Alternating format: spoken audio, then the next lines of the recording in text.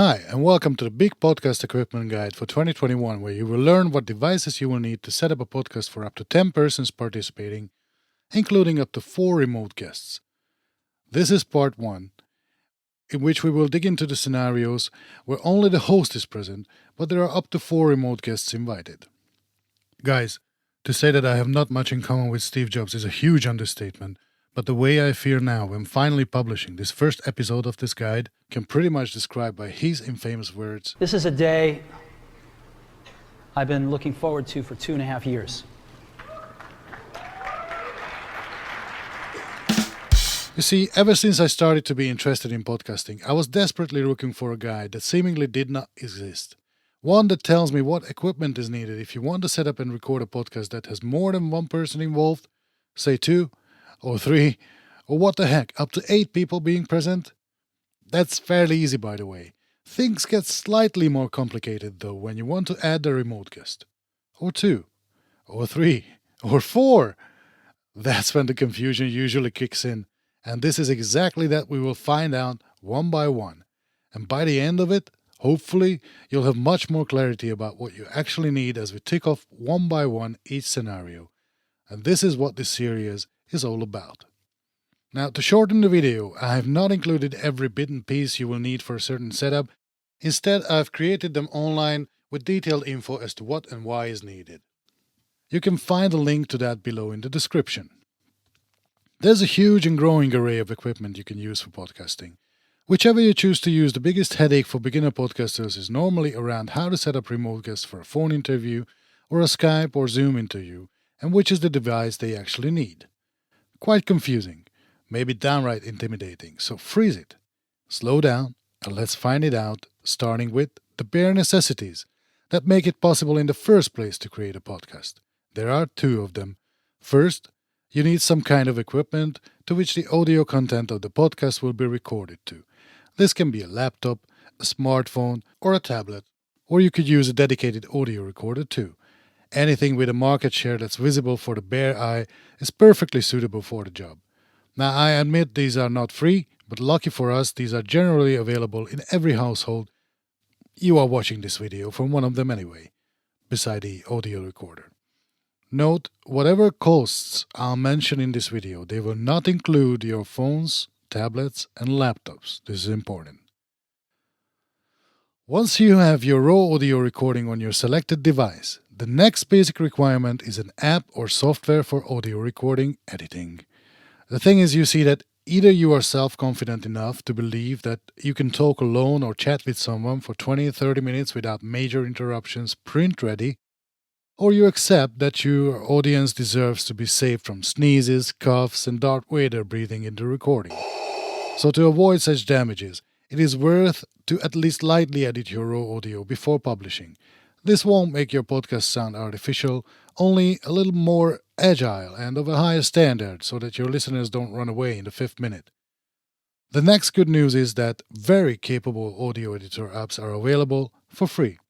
Using them is also not rocket science, and there are tons of tutorials on YouTube for them. A good choice might be Audacity, which is available for both Mac and Windows, unfortunately not for mobile devices. If you will be using your smartphone or tablet, the GarageBand app comes pre-installed on Apple products, which is also fine for your needs. While I'm not familiar with apps for Android devices, I know that the Google Play Store also has free audio editing software like the Roland Zenbeats or N-Track Studio. As I've never used them, I can only mention but not recommend these. So these are the 2 bare necessities, something to record to and an audio editor. These won't make your podcast any good, they just may need it to make it at all. And there are many ways for an efficient podcast setup. In fact, when preparing for this video, I have listed over 150 different options. However, some simply don't make sense, like buying a Rodecaster Pro for a solo podcast. And I've also followed some basic principles with my device choices to ensure good quality, reliable audio recording, and also taking care of your hard-earned cash. First, if you want good audio, get a microphone.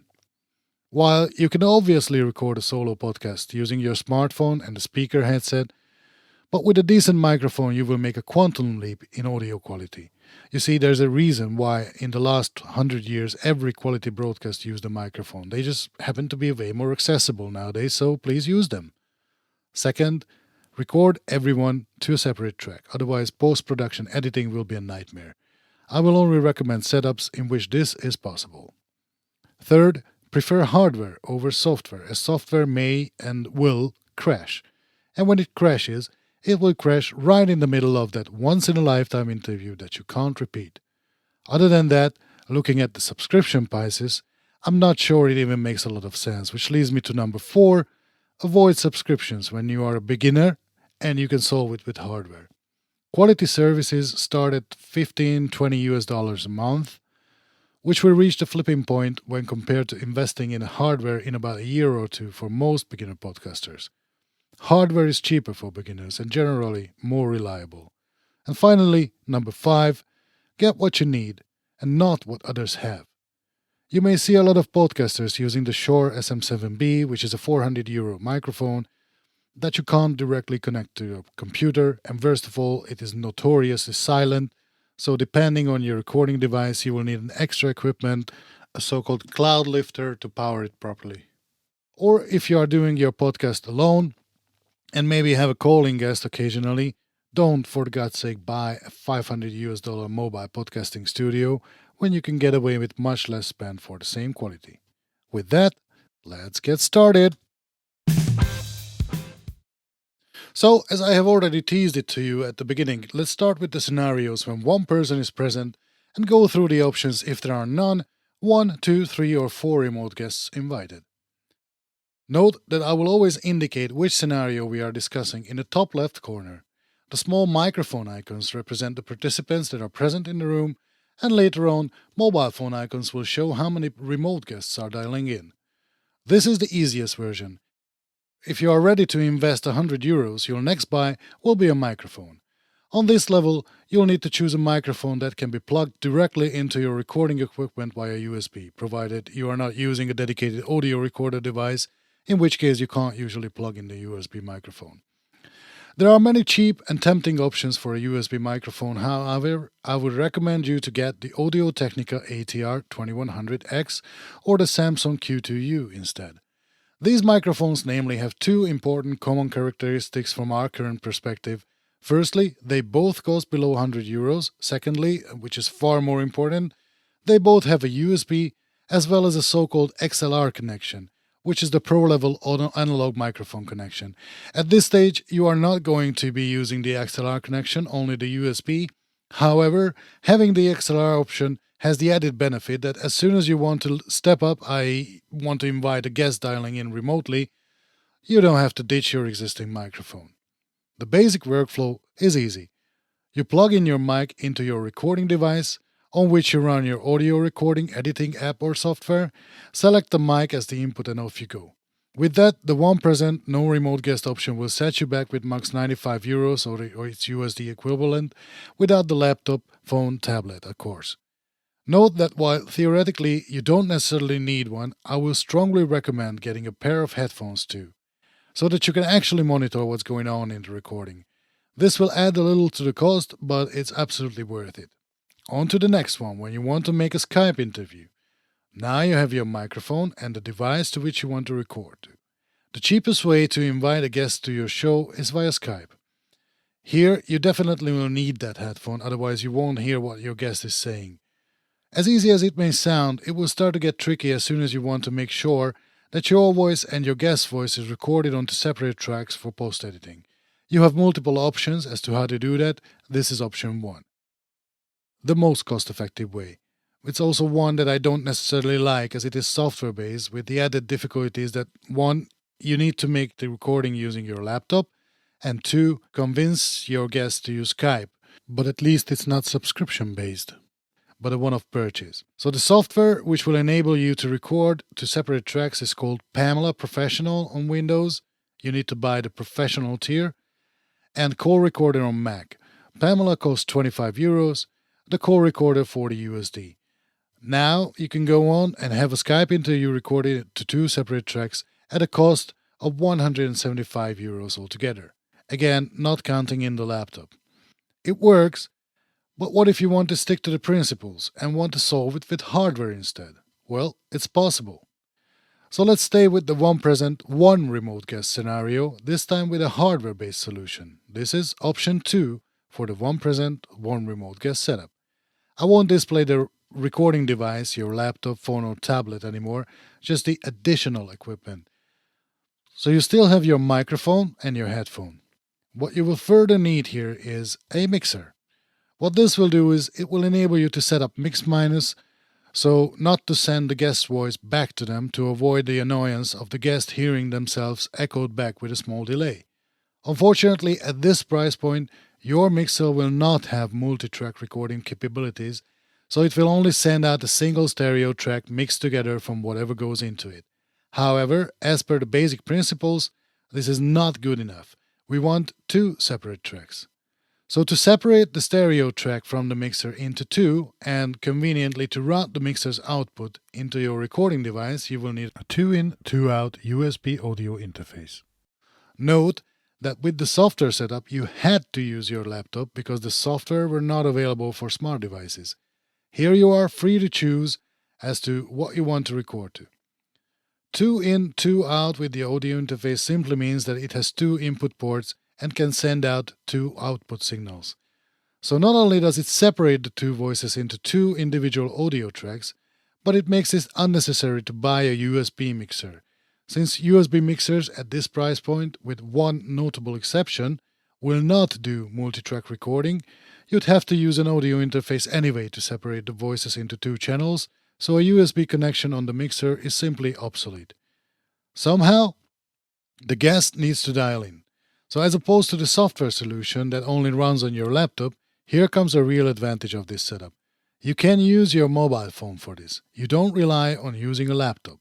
That also means that you can use any way of calling that you prefer. A normal phone call, a Skype call, FaceTime, Google Hangouts, WhatsApp audio, whatever. Plus, you don't have to convince your guest either to use Skype. You can call each other whichever way is the most convenient for the both of you.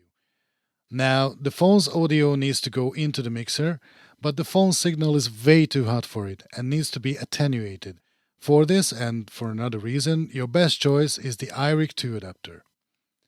You plug one end into the phone with a dongle, most likely, and you can use a 1/4 inch or 6.3mm jack cable to connect it to the mixer.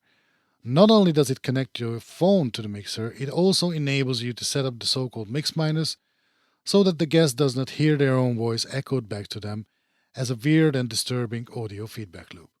You now have all equipment to set it up, and you have spent €350, by the way. In the top right corner, you can click on the recommended video to see how to do it in detail. Now, I don't necessarily recommend this setup, but I realize that many of you may already have these equipment or some of these devices at least at home, so maybe with a little investment you can make it work for podcasting as well, even if it seems a little tedious. No wonder that you may ask if there's a more simple option. Well, you can get rid of the audio interface, but to be able to do that, you'll actually need a specific mixer, which is not what is displayed here at the moment. This is the Mackie Mix 8, by the way, but the Soundcraft Notepad 5.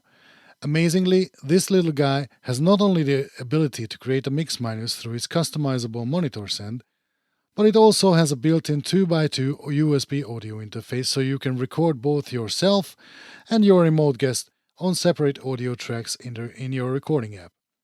The downsides are, and there are some, that with customizing the monitor output, you lose your headphone port, so you'll need to find another port that you can listen to the recording from. And this will be the master output, which is a dual XLR output, so you'll need to convert it to a single stereo port so that you can plug in your headphones, or you listen to the recording through your recording device, i.e. your laptop, which will not be totally latency free, so you will have a small delay, but for voice recording it will be bearable, normally. The other downside is that it has phantom power always on, and this is always the case with Soundcraft's Notepad series. So if you have an older microphone or a more sensitive ribbon microphone, I'd better not plug it into this mixer. You also lose the option to have a second microphone, while with the previous setup, alone your audio interface had this. So this setup is also not scalable at all. At the same time, it is of course slightly cheaper. With all necessary accessories, it will cost you 313 euros. But surely there's a better and even more simple option. Well, yes, and it's even about the same price as the mixer plus USB audio interface setup.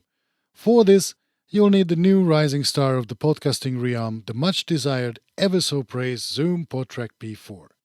This device actually happens to be also my absolute recommendation to everyone who is only interested in recording podcasts and never music, who will never have more than 4 persons on their show, including maximum 2 remote guests. This device has been released in August 2020 and was specifically designed for podcasting. It's small, light, feature-rich, and can even handle way more than what is required in this one present, one remote setup. It is in fact such a bullseye hit that when announced it went very quickly off the shelves, and in Europe retailers counted with 12 to 16 weeks delivery time. It can handle 4 microphones, has 4 headphone ports to pair with them, everything having their own volume control. It has sound pads, a mute button for each channel. It provides 70 decibel of gain to power even the most gain-hungry dynamic microphones, but can handle condenser microphones too, each channel having its own phantom power switch, which is also very rare. I saved the best for last. It has the much feared mix minus feature built right in. And that not only for a mobile phone, which you can plug in using a standard TRRS cable, but also for a USB device. A note here, if you use the TRRS or the USB input, you will occupy a channel with each of them. So when you call 2 remote guests, one via phone, another via USB, and a USB device capable of communication, the theoretical maximum number of participants present in the room is shrinked to 2. But hey, this is probably still more than what 90% of podcasters need. For having this setup, including the mic and the headphone plus the necessary cables, you'll actually only need to add 12 euros to your budget compared to the previous option. You'll get it for 372 euros. You'll see more details about the Zoom PodTrack P4 in the one present 2 remote guest setup in a minute. The next option is using a simple USB audio interface. Unfortunately, the Focusrite 2i2 won't cut it anymore. What is shown on the picture here is actually not the Focusrite Scarlett 2i2, but the 4i4. As its name suggests, it has 4 inputs and 4 outputs. With the 4i4, third generation, you get the ability to control what goes to the outputs through the Focusrite Control app or software, available for Mac and Windows. For now, a mobile version is presumably in the works for the 4i4, but currently not available, which is crucial to set up the mix minus, as you'll need to remove the guest's voice from the mix of voices that's going back to the guest. You'll again need the 33 euro iRig 2 adapter to set it up, and this comes at a price of 399 euros, and you can click on the video in the top right to learn how to make it work. The third option is again a really good device in terms of cost to value ratio, a product which's capabilities are very rare in this price range. It is the Allen & Heath ZI-10 multi-track USB mixer. It is an analog mixer, so the mix minus setup is pretty much the same as with the scenario we've just discussed using the iRig 2. Click on the video above if you want to learn how this setup works. But it has 4 XLR inputs for 4 microphones, plus a number of line level inputs which we are not interested in for now. The big trick is that this is a 4-in, 4-out USB audio interface at the same time, much like the Focusrite Scarlett 4i4, but here you can actually plug in 4 microphones, whereas in the Focusrite it's only 2. So it records up to 4 different tracks in parallel in your recording app, and this is something even the Zoom PodTrack P4 cannot do at the moment, although everyone seems to hope for this feature, maybe in a firmware update down the road. By the way, the Zoom P4 also records all 4 tracks separately, but on the SD card, from where you'll transfer it manually into the audio editing app. All in all, multi-track recording is simply marvelous, especially considering its roughly 200 euro price range, This is even true if you consider that you are actually limited as to what channels you can send out separately. The 4 XLR channels, that's why we were not interested in the line level inputs. This could be a very good choice for those not exclusively focused on podcasting, as it is a very capable and quality music recording mixer as well. The last option that I would count in here has been announced in mid-November 2020, and it looks to be a big hit for many as well, albeit just as the Allen & Heath analog mixer, it was not designed for podcasting. The Behringer Flow 8 digital Bluetooth controlled multi-track USB mixer. It can send out as many as 10 individual channels to your recording apps. Let me repeat, 10. Remember, we are talking about a below €230 product. So, other than the Allen & Heath option, it can record each and every channel without limitation on a separate track, just as you'd wish.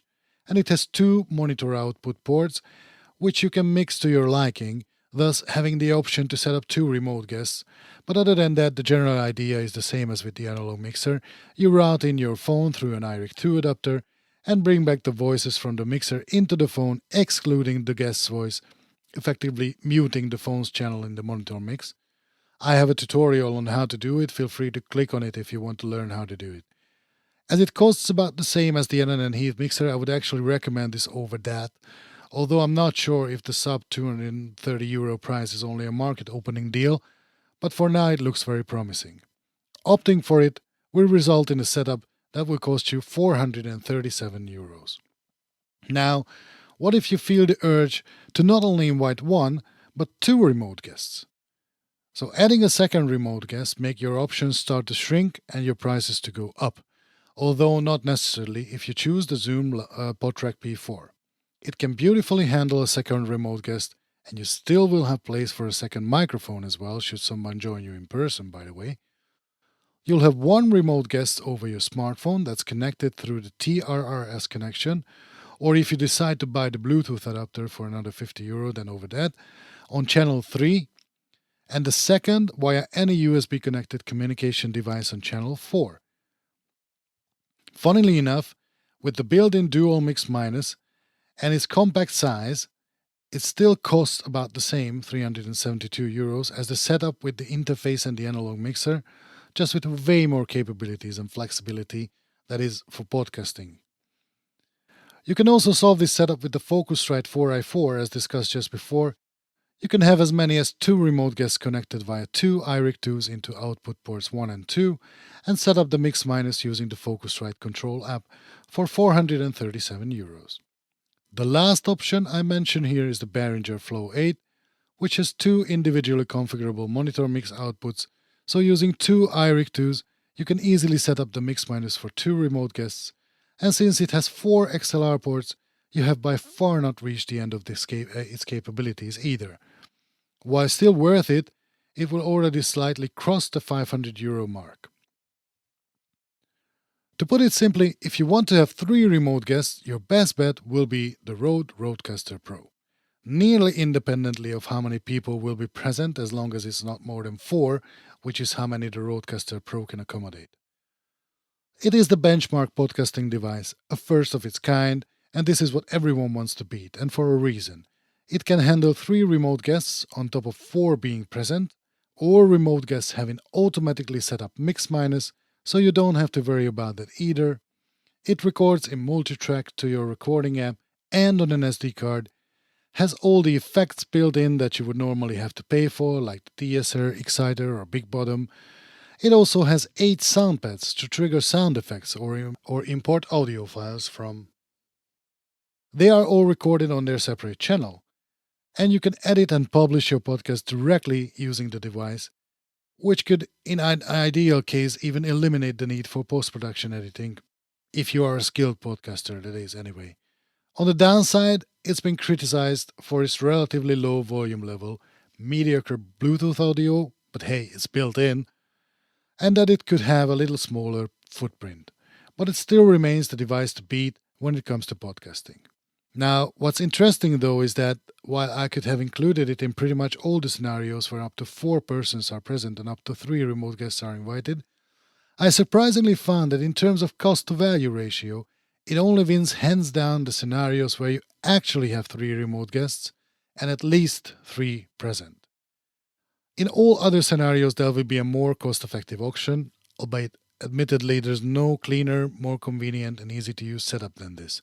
Question is if you want to pay for it.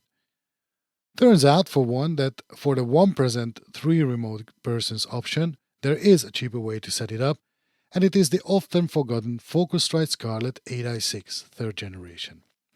It has 2 mic inputs, plus on the back it also has 4 line level inputs, but best of all, it has 4 line outputs and software loopback function.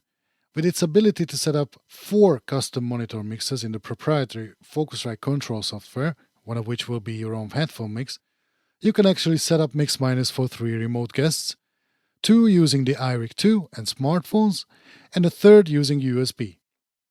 I have a video about how to set it up linked here. Admittedly, it's a tough call, as the Focusrite 8i6 setup costs €514, including the microphone, the headphone, the 2 iRig 2s with the necessary cables, while the Rodecaster Pro sets you back with €641. For the €130 price difference, you get a hell of a lot of comfort, ease of use, and a much cleaner desk, albeit a much smaller one too, as the device is quite a bit bigger, so it takes up much more space.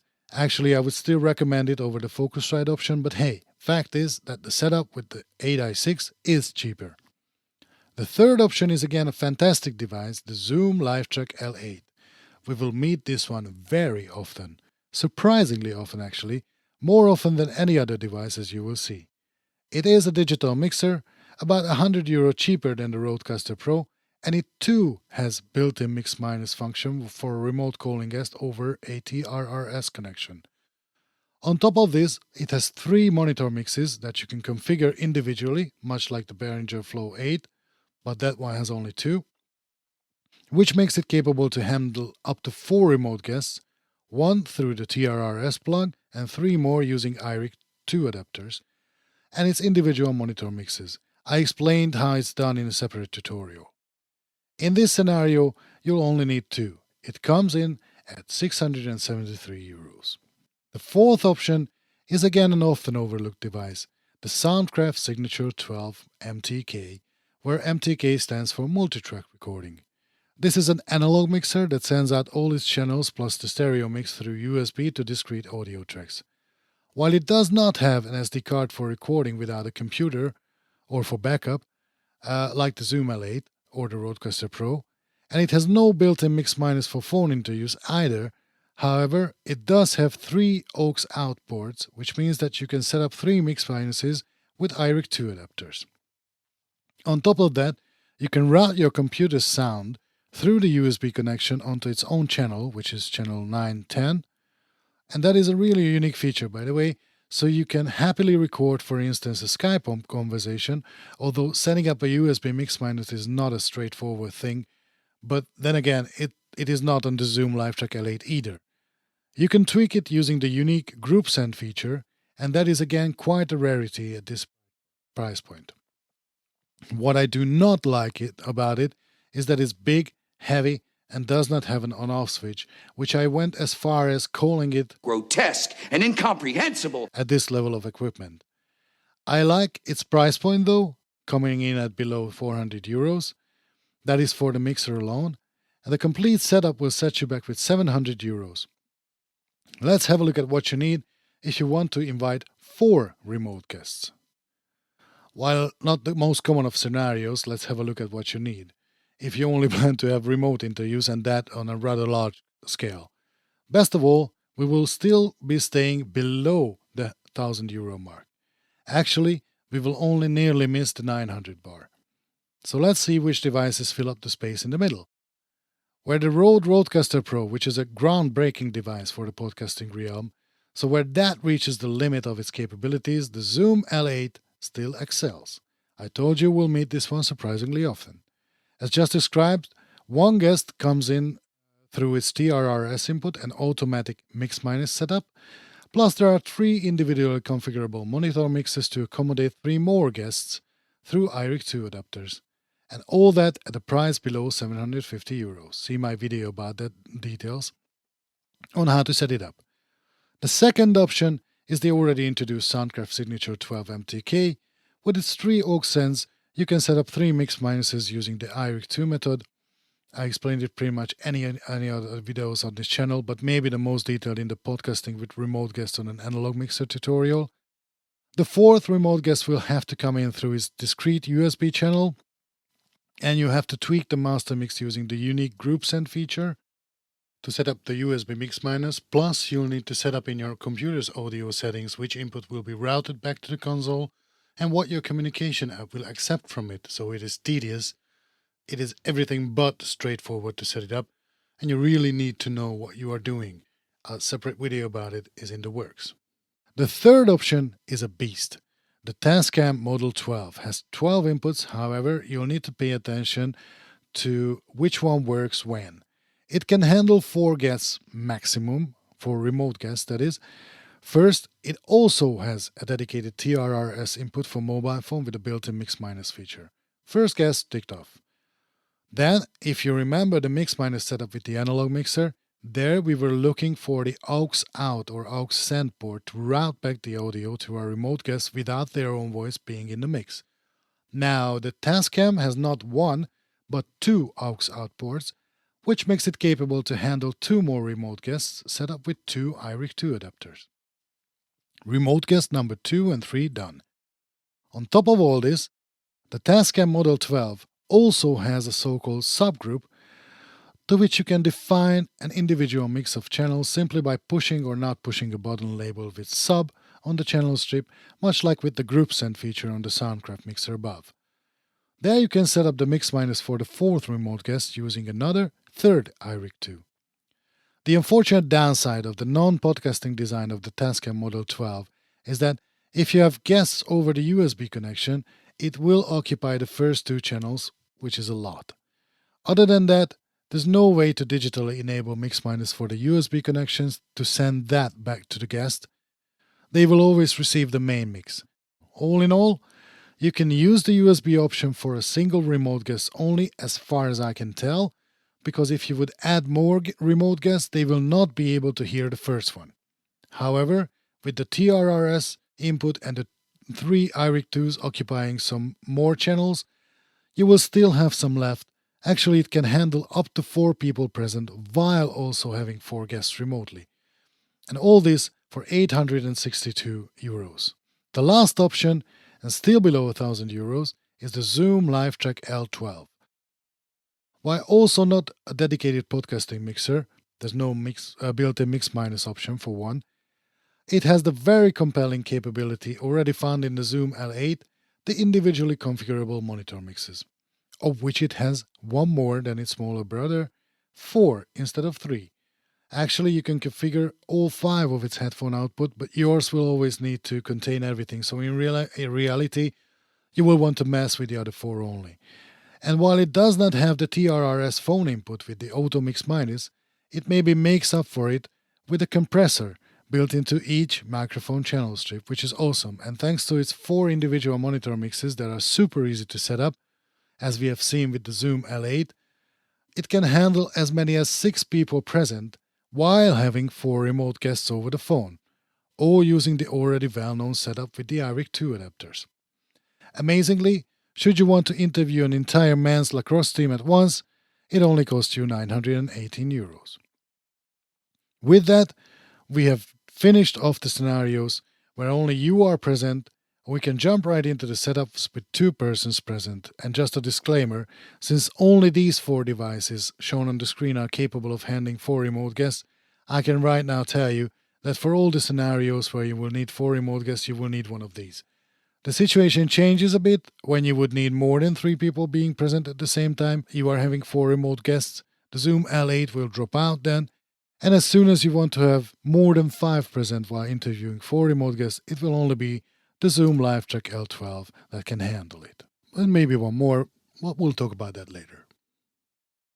Wow, I did not expect this to last a half an hour, but here you go. First part behind us. Next, we'll see about the podcast setups where 2 people are present and potentially up to 4 remote guests are dialing in. And then we'll go on and on. Don't forget to subscribe and hit the like button if you have found this guide useful and to be notified when I release the next parts. With that, take care and see you at the podcast with 2 People Present Setups Guide.